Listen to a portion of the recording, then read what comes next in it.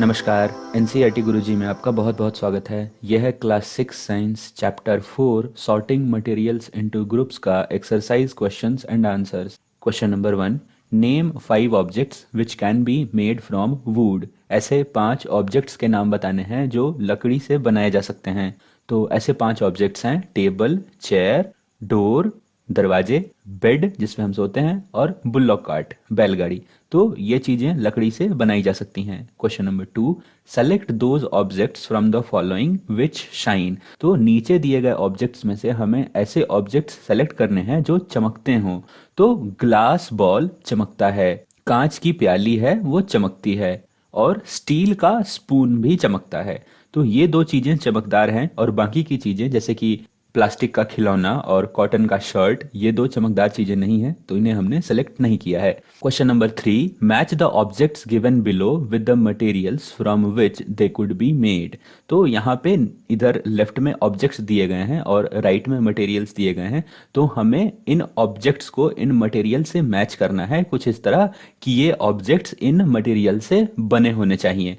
Remember that an object could be made from more than one material. आपको इस बात का ध्यान रखना है कि एक ऑब्जेक्ट एक से ज्यादा मटेरियल से बना हो सकता है, and a given material could be used for making many objects. और एक दिया गया मटेरियल बहुत सारे ऑब्जेक्ट्स को बनाने के काम में आ सकता है। तो आइए इन ऑब्जेक्ट्स को इनके रेस्पेक्टिव मटेरियल से मैच करते हैं। तो पहला ऑब्जेक्ट है हमारा बुक। बुक पेपर से बना होता है। टम्बलर, जो पानी पीने का ग्लास है हमारा, वो मटेरियल ग्लास से बना होता है। तीसरा है ऑब्जेक्ट चेयर।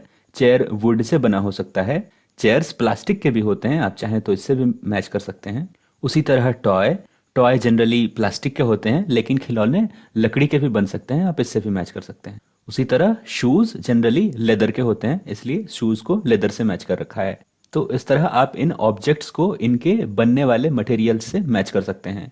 अगला क्वेश्चन है, state whether the given statements are true और फॉल्स। इनमें से कौन सा स्टेटमेंट सही है और कौन सा गलत है वो हमें बताना है। तो पहला स्टेटमेंट है कि stone is transparent while glass is opaque. कहने का मतलब कि हम स्टोन के आर पार देख पाते हैं, पत्थर के आर पार देख पाते हैं, और ग्लास के आर पार नहीं देख पाते हैं। तो ये बात गलत है, इसलिए फॉल्स। और notebook has lustre while eraser does not. तो जो हमारा नोटबुक है वो चमकता है और इरेजर नहीं चमकता। तो ना नोटबुक चमकता है और ना ही इरेजर चमकता है, तो इसलिए ये स्टेटमेंट फॉल्स है। तीसरा, चॉक डिजॉल्व्स इन वाटर। तो चॉक जो है वो पानी में घुल जाता है, ये बात गलत है। चौथा, a piece of wood floats on water. तो हाँ, कुछ लकड़ी के टुकड़े पानी पे तैर सकते हैं, इसलिए ये सही है। पांचवा, sugar does not dissolve in water. चीनी पानी में नहीं घुलता। तो भाई चीनी पानी में घुल जाता है, ये स्टेटमेंट गलत है, इसलिए false. Oil mixes with water. तो ये स्टेटमेंट गलत है। ऑयल पानी पे तैरता है, पानी में मिलता नहीं है, इसलिए ये false. Sand settles down in water. अगर आप पानी में बालू डालेंगे तो पानी के नीचे बालू बैठ जाएगा, तो ये बात बिल्कुल सही है, इसलिए true. Vinegar dissolves in water. तो जो विनेगर है, जो पिकल्स में डाला जाता है, वो पानी में मिल सकता है, डिजॉल्व हो सकता है, इसलिए ये ट्रू है। Question number 5, given below are the name of some objects and materials. तो नीचे कुछ ऑब्जेक्ट्स और मटेरियल्स के नाम दे रखे हैं, इन्हें हमें ग्रुप करना है as round shaped and other shapes. तो इनमें से हमें बताना है कि किसका शेप गोला है और कौन गोला नहीं है, और दूसरा कि कौन ईटेबल है और कौन ईटेबल नहीं है, इनमें से किनको हम खा सकते हैं और किनको नहीं खा सकते। तो आंसर है कि राउंड शेप वाले जो मटेरियल हैं उसमें आता है हमारा basketball, orange, globe, apple and earthen pitcher. मिट्टी का घड़ा, बास्केटबॉल, नारंगी, ग्लोब और शेप। और दूसरे शेप वाले जो मटेरियल हैं, वाटर, आप जानते हैं वाटर का कोई शेप नहीं होता, हम उसे जिस तरह के कंटेनर में रखते हैं वाटर का शेप वैसा ही हो जाता है, तो ये एक दूसरे शेप का मटेरियल है। और सुगर, सुगर का शेप गोला नहीं है, इसलिए इसे अदर शेप वाले कैटेगरी में रखा है। दूसरे ईटेबल्स, वैसी चीजें जिन्हें हम खा सकते हैं। तो पानी हम पी सकते हैं, इसलिए पानी को यहाँ पे इंक्लूड किया है। और ऑरेंज, नारंगी हम खाते हैं, सुगर, चीनी हम खाते हैं, और शेप को खाते हैं, इसलिए यहाँ पे इसे लिखा है। नॉन ईटेबल्स जिन्हें हम नहीं खा सकते वह है बास्केटबॉल, ग्लोब और मिट्टी का घड़ा। तो इन चीजों को हम नहीं खाते, ये नॉन ईटेबल्स हैं।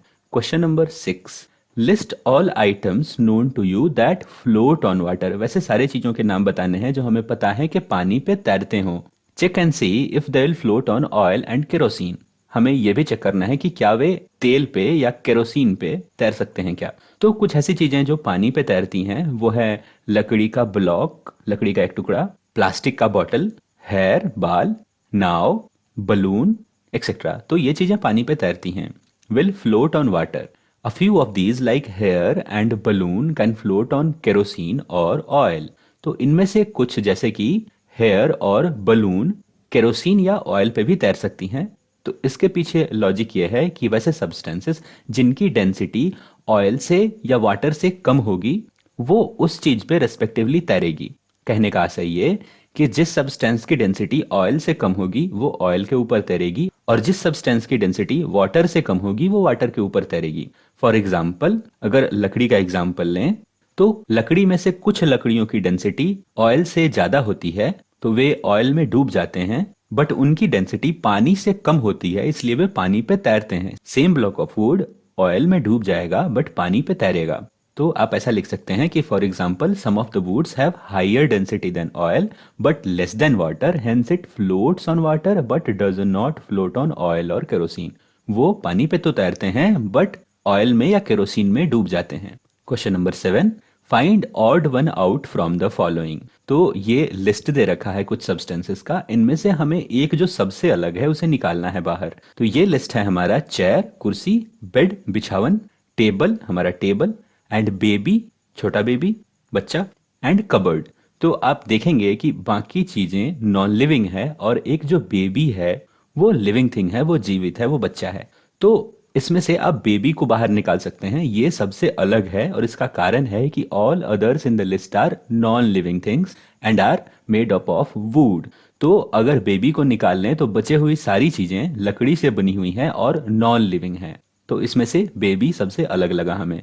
दूसरा लिस्ट है rose, jasmine, boat, marigold and lotus.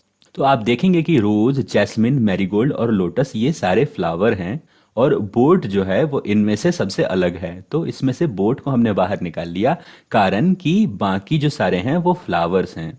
तीसरा लिस्ट है aluminium, iron, copper, silver, sand. तो इसमें आप देखेंगे जो सैंड है उसे अगर निकाल लें बाहर तो जो बचे एल्यूमिनियम, आयरन, कॉपर, सिल्वर ये सारे मेटल्स हैं। तो यहाँ पे सैंड जो है वो ऑड है। अगला लिस्ट है sugar, salt, sand, copper sulphate. तो यहाँ भी अगर सैंड को बाहर निकाल लें तो बाकी जो चीजें हैं उनका जो फिजिकल स्ट्रक्चर होता है, उनका जो फॉर्म होता है वो क्रिस्टल की तरह के होते हैं, दानेदार होते हैं, छोटे छोटे क्रिस्टल्स होते हैं। जैसे कि आप सॉल्ट को देखें या सुगर को देखें तो आपको छोटे छोटे क्रिस्टल्स मिलेंगे, सिमिलरली कॉपर सल्फेट में भी मिलेंगे। तो इसलिए यहाँ पे सैंड जो है वो ऑड है और इसे हमने बाहर निकाल लिया है। तो ये खत्म होता है आपका एक्सरसाइज क्वेश्चन चैप्टर 4 का, सॉर्टिंग मटेरियल्स इनटू ग्रुप्स का। मुझे उम्मीद है आपको समझ आया होगा। अगर आपको ये पीडीएफ चाहिए तो इसे मैंने अपलोड कर रखा है अपनी वेबसाइट पे, लिंक आपको मिलेगा डिस्क्रिप्शन में, आप वहां से डाउनलोड कर सकते हैं। इस वीडियो में बस इतना ही। मिलता हूं आपसे अगले चैप्टर के सॉल्यूशन में, तब तक के लिए बाय बाय।